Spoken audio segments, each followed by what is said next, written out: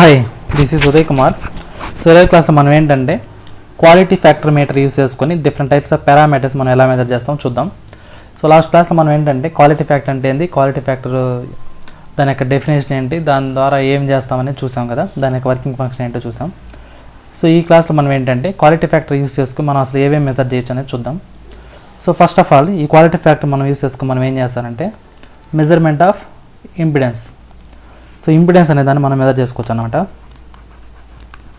So measurement of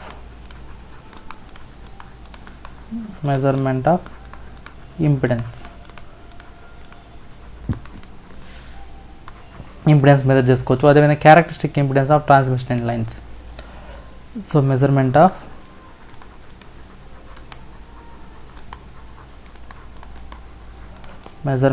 the characteristic impedance.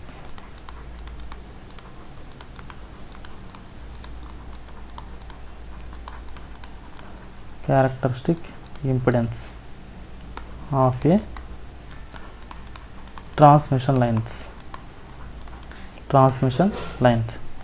So అదే విధంగా measurement of distributed capacitance. Measurement of distributed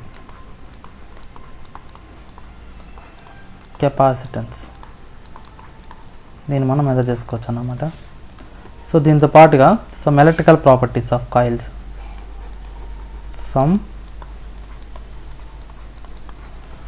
electrical properties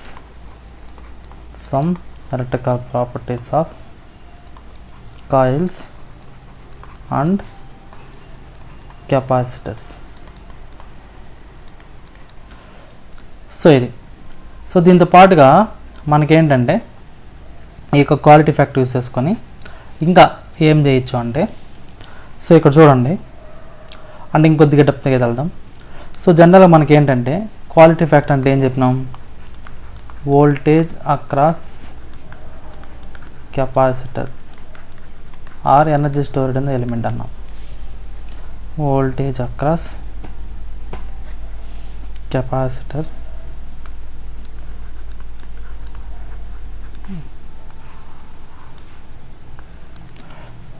applied voltage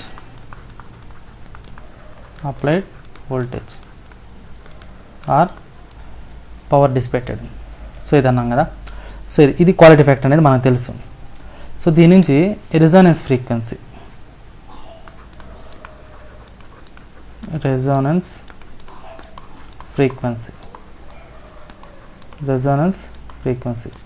ఇది ఎప్పుడు exist అవుతుంది అంటే at which capacitive inductance must be equal capacitance,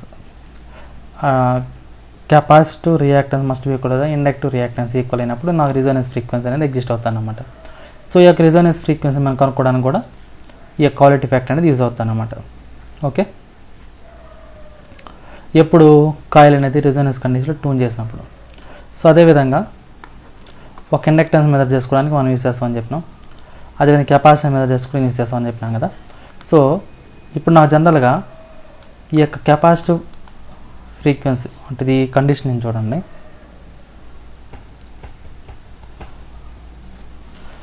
so ఇక్కడ నాకేంటంటే జనరల్గా reactance అంటే మనం ఏం చేస్తాం, 2πf అంటాం. ఇప్పుడు నాకు ఎక్స్ఎల్ అంటే ఏమవుద్ది అంటే నాకు ఇక్కడ 2πfl, ఆ ఎక్సీ అంటే ఏమవుతుంది నాకు 1/2πfc ఇలా తీసుకుంటాం. సో ఈ రెండు ఈక్వల్ అన్నప్పుడు 2πfl must be equal to 1/2πfc. So ఇప్పుడు నాకు 2πf whole square equal to 1/LC. So జనరల్గా డబ్ల్యూ అంటే ఏంటంటే యాంగులర్ ఫ్రీక్వెన్సీ, 2πf అంటారు దాన్ని. సో అంటే దీని ప్లేస్ నేను రాసుకోవచ్చు W². సో రెజోనెన్స్ కండిషన్ కాబట్టి W0గా తీసుకున్నాం. సో 2πf, ఇక్కడ నాకు 2πf ప్లేస్లో మనం ఏం చేస్తారంటే ఇక్కడ W0 తీసుకున్నాం. So 1/LC. సో అప్పుడు నాకు రెజోనెన్స్ ఫ్రీక్వెన్సీ ఏమవుతుంటుంది 1/√LC. సో ఈ యొక్క కండిషన్ ఏదైతే ఉందో దీన్ని మనం ఏమంటామంటే ఈ యొక్క W0 = 1/√LC ఉంది కదా, దీన్ని మనం ఏమంటాం అంటే రెజోనెన్స్ ఫ్రీక్వెన్సీ అంటాం. ఈ రెజోనెన్స్ ఫ్రీక్వెన్సీ దాన్ని యూస్ చేసుకుని మనం ఏం చేస్తారంటే ఇండక్టెన్స్ మెజర్ చేసుకోవాలన్నా కెపాసిటీ మెజర్ చేసుకోవాలన్నా ఆ ఈక్వేషన్ బేస్ చేసుకుని మనం మెజర్ చేసుకోవచ్చు అన్నమాట.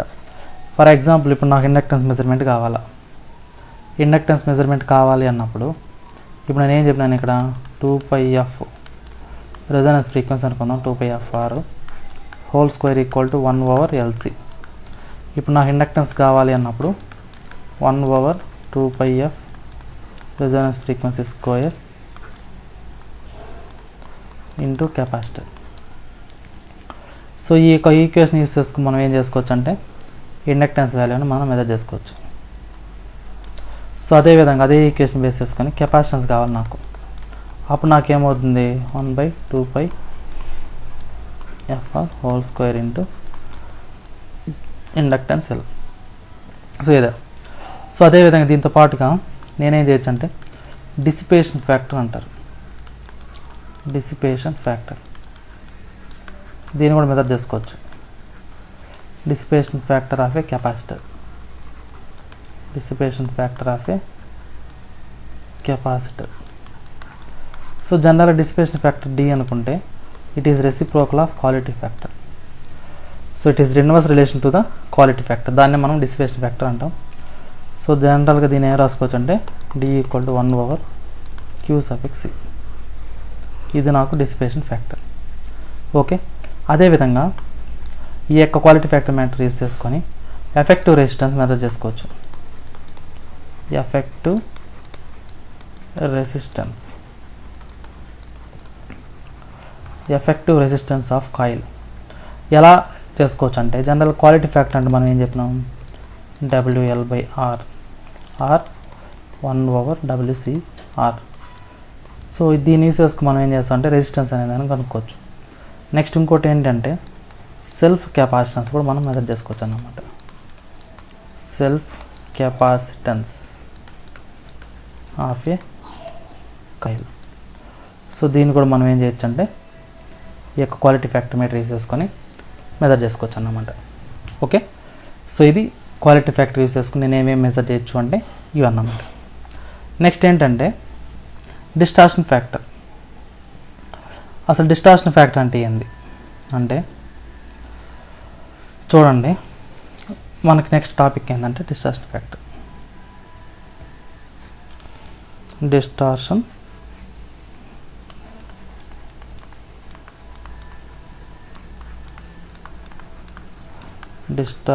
Factor, distortion factor. సో ఇక్కడ నాకేంటంటే డిస్టార్షన్ ఫ్యాక్టర్ అంటే ఏంటంటే it is the ratio of RMS value of all harmonic components to the RMS value of fundamental component. దాన్నే మనం ఏమంటాం డిస్టార్షన్ ఫ్యాక్టర్ అంటాం. So it is the ratio of RMS value of all the components to the RMS value of fundamental component. దాన్నే మనం ఏమంటామంటే ఇక్కడ distortion factor అంటాం. So ఇక్కడ నేను రాస్తున్నాను చూడండి, it is defined as RMS value of all the harmonic components, all the harmonic components to the RMS value of the fundamental component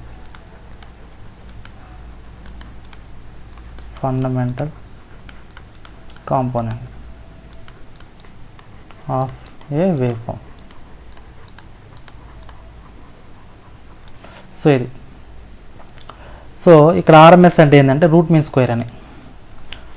ఇది ఏం డిఫైన్ చేస్తుంది అంటే హీటింగ్ ఎఫెక్ట్ని డిఫైన్ చేస్తుంది. సో RMS అంటే ఏంటంటే రూట్ మీన్ స్క్వేర్.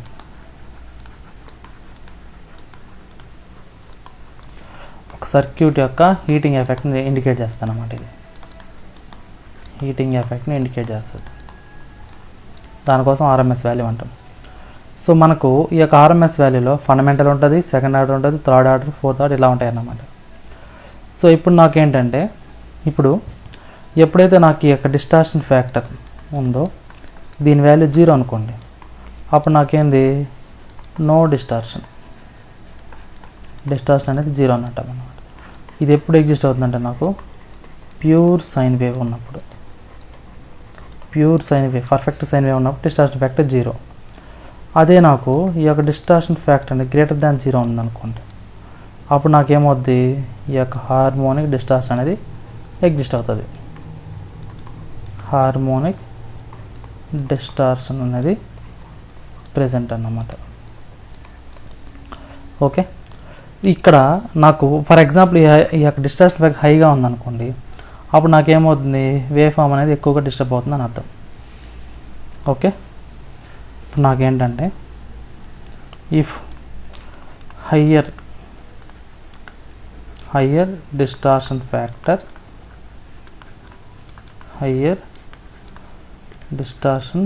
ఫ్యాక్టర్ ఏమవుద్దంటే నాకు more wave form distortion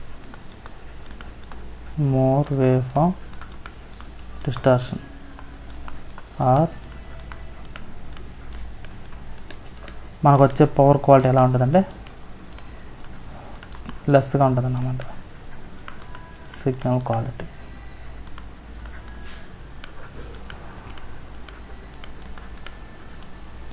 okay, so ఇదన్నమాట.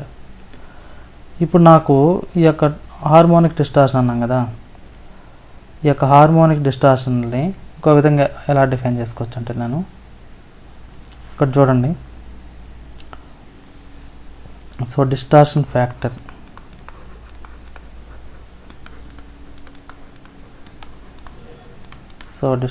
ఫ్యాక్టర్ దీన్ని మనం ఏమన్నాం d(f) అన్నాం.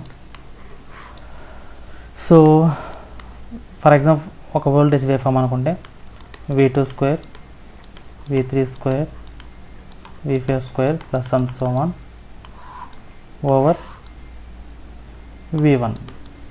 ఇక్కడ V1 అనేది ఏంటి అంటే నాకు fundamental RMS value, RMS frequency RMS value.